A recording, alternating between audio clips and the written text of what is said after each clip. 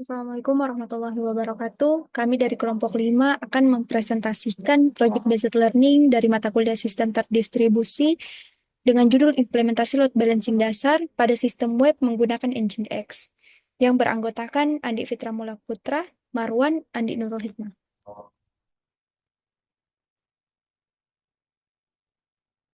Oke, jadi latar belakang dari proyek kami ini adalah permasalahan yang sering terjadi, yaitu di mana satu server itu tidak dapat menangani banyak request dari banyak user, sehingga satu server ini akan memaksimalkan kinerjanya yang dapat berakibatkan penurunan performa dari server, keterlambatan dari server itu sendiri, bahkan downtime, di mana dia tidak dapat bekerja semestinya atau bahkan tidak dapat menangani request dari user itu sendiri.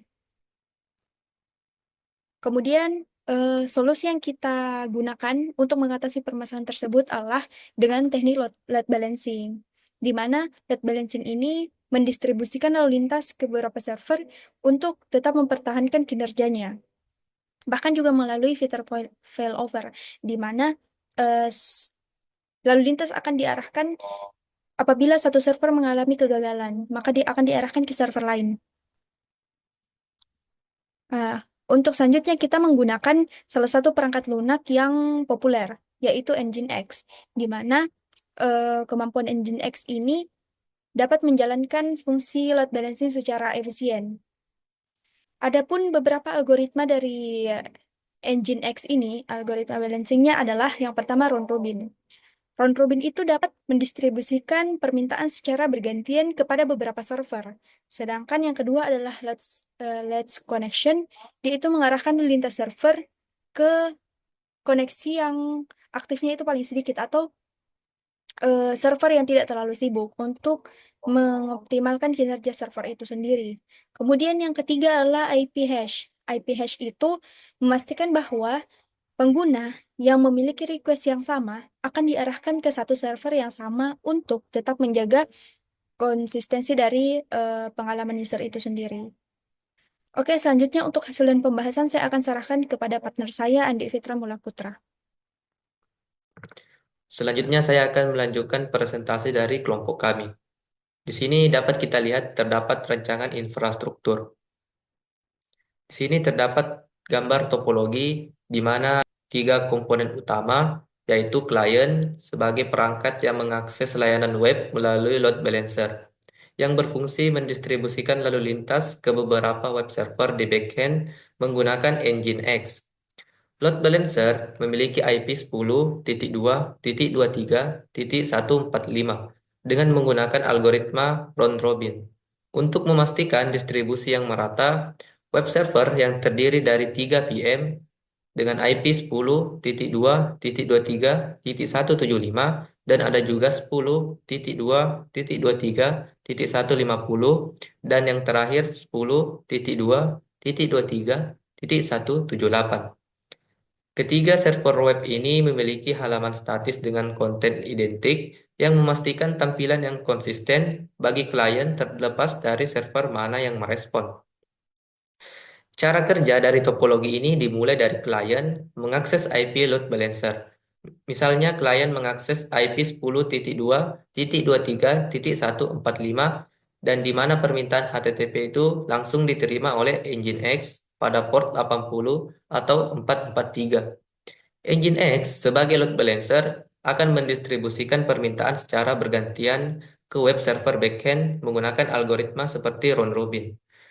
Memastikan bebannya merata antar server dengan IP seperti 10.2.23.175 dan 10.2.23.150. Web server yang menerima permintaan akan mengirim respon kembali ke load balancer, yang kemudian meneruskannya ke klien. Untuk menjaga ketersediaan layanan, Nginx dapat dikonfigurasi agar tidak mengarahkan lalu lintas ke server yang mengalami kegagalan, sehingga layanan berjalan tanpa adanya gangguan. Selanjutnya, pengujian performa pada web menggunakan tools Apache Benchmark. Pengujian ini bertujuan untuk mengukur kinerja server web dengan mengirimkan 1000 permintaan HTTP melalui 50 koneksi paralel ke URL yang tersedia di sini. Di sini juga terdapat hasil pengujian yang menunjukkan bahwa server mampu menangani 4.649 permintaan per detik dengan waktu rata-rata permintaan 10,754 milisecond. Kecepatan transfer data mencapai 199,645 kilobyte per second dan tidak ada permintaan yang gagal. Hal ini menunjukkan bahwa server dapat menangani trafik tinggi secara konsisten dan stabil, bahkan dalam kondisi beban yang intens. Selain dari itu, waktu responnya pun sangat cepat, dengan rentang waktu koneksi antara 3 hingga 14 milisecond, di mana 98% permintaan diselesaikan dalam waktu kurang lebih dari 14 milisecond. Pemrosesan permintaan rata-rata memakan waktu 10 milisecond, dan koneksi ke server hampir instan dengan waktu rata-rata 0 milisecond. Adapun kesimpulannya yaitu, server yang diuji memiliki performa yang tinggi, respon yang cepat, dan juga keandalan luar biasa. Ini menjadikannya sangat ideal untuk menangani trafik berat tanpa masalah teknis. Selanjutnya ada hasil dan pembahasan pengujian algoritma load balancing. Di sini kita bisa lihat ada tampilan log pada OVM load balancing. Dapat saya simpulkan bahwa distribusi permintaan dilakukan menggunakan algoritma round robin. Hal ini terlihat dari permintaan pertama atau akses pertama yang langsung diarahkan ke server node 3. Lalu permintaan selanjutnya itu atau akses kedua diarahkan ke server node 1. Dan permintaan berikutnya lagi kembali diarahkan secara bergantian. Pola ini menunjukkan bahwa load balancer mendistribusikan beban secara merata antar server.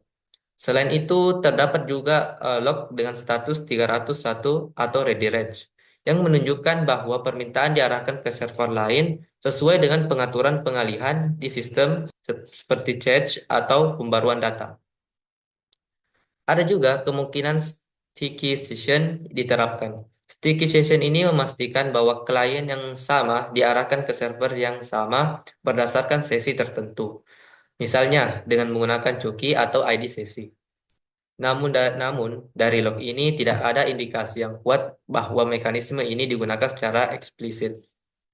Pengarahan permintaan yang tidak selalu urut, misalnya server node 2 tidak terlihat menerima permintaan, bisa disebabkan oleh beberapa faktor seperti kecepatan respon server atau kondisi dari backend load balancer yang mempertimbangkan efisiensi koneksi. Dari keseluruhan pengujian, dapat disimpulkan bahwa load balancer berhasil mendistribusikan beban dengan baik melalui algoritma round robin, meskipun ada pengaruh dari pengaturan seperti ready range atau caching. Load balancing ini memberikan performa yang stabil dengan memastikan bahwa permintaan diproses secara bergantian dan efisien tanpa ada server yang mengalami kelebihan beban. Hal ini membuktikan bahwa keandalan sistem dalam menangani banyak permintaan secara simultan. Selanjutnya akan dibawakan oleh teman saya yaitu Marwan.